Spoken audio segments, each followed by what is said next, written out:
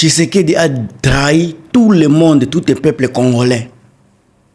Le timing de cette crise provoquée par Tshisekedi, de toutes pièces, nous avons une crise nationale. À l'Est, mes chers amis, la guerre fait rage. Des mères sont en train d'avorter sur les routes de l'exode. Des enfants meurent dans des camps parce qu'ils n'ont rien à manger, ils meurent de faim. Des déplacés autour de Goma Minembwe à cause des agressions répétées. Au même moment, nous avons une épidémie d'Ebola qui est tellement terrifiante. Sans vaccin connu pour cette souche, l'Ebola frappe Ituri, ça frappe Nord Kivu. Le pays est en train de subir des humiliations diplomatiques. Nos citoyens se voient refuser des visas. Nos frontières se ferment. Au milieu du chaos, quelle est la priorité absolue du gouvernement? Un gouvernement réfléchi, un gouvernement du peuple. Quelle est l'urgence nationale pour la patrie et pour surtout les partis qui sont au pouvoir? Quelle est l'urgence? Est-ce qu'il faut mobiliser des troupes? Est-ce qu'il faut soigner des malades? Ou bien il faut mobiliser des millions de dollars pour organiser un référendum? Un référendum constitutionnel qui est inutile et qui est également coûteux. Une trahison morale.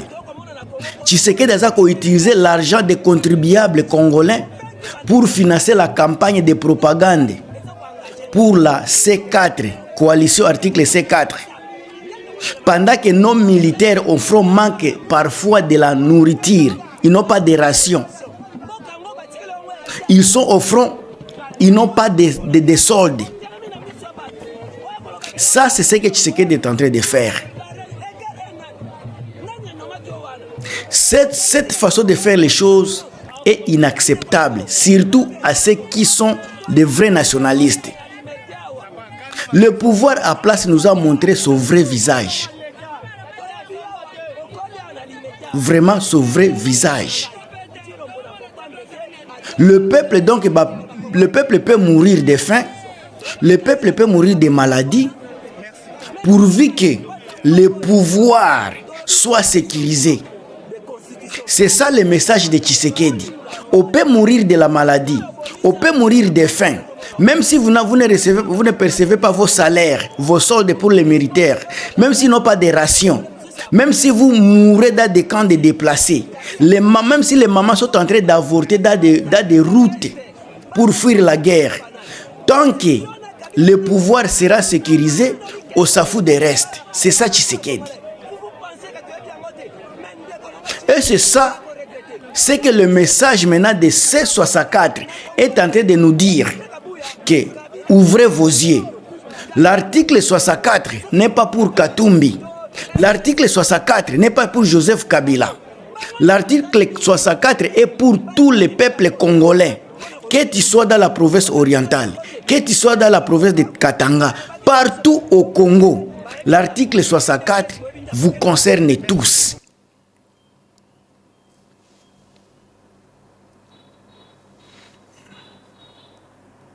Imaginez la souffrance des peuples congolais pendant qu'il y a certaines personnes, certaines élites qui vivent dans le luxe, dans des salons climatisés.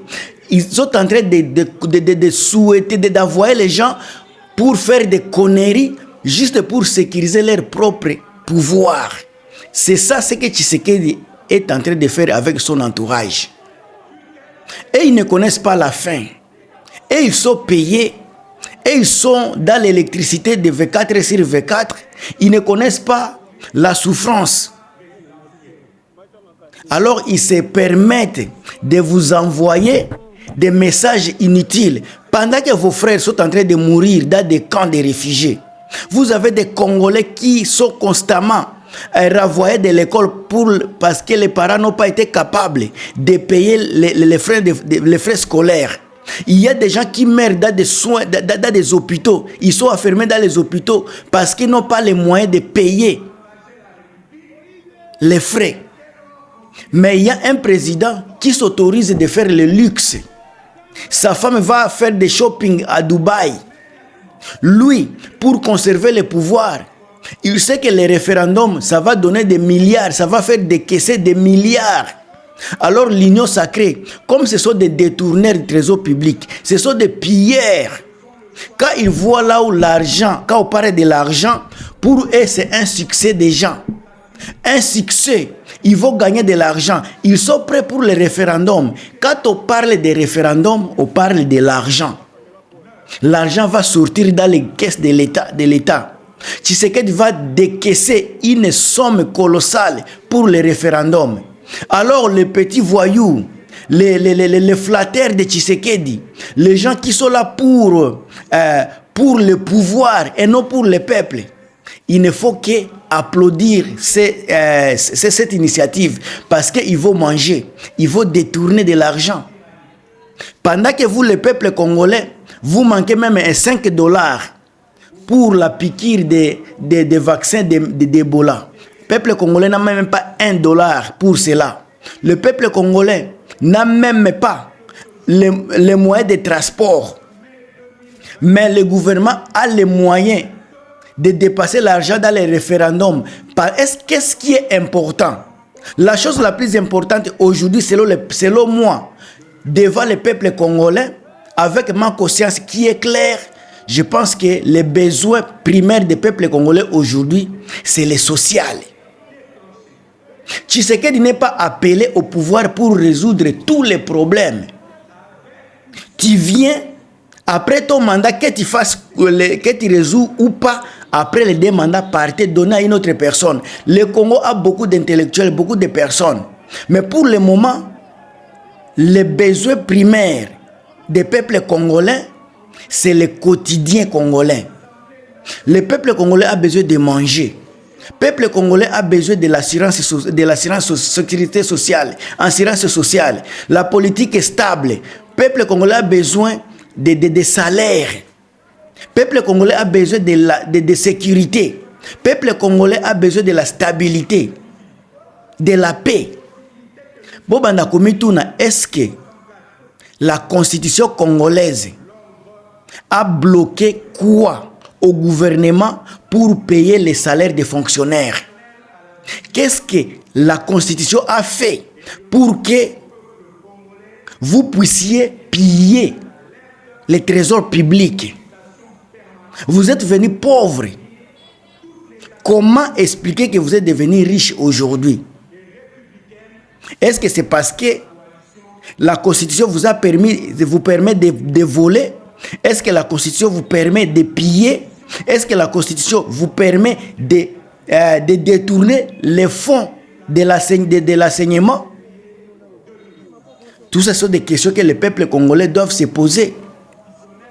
Tshisekedi, tu as détruit le pays et tu dois libérer le peuple congolais.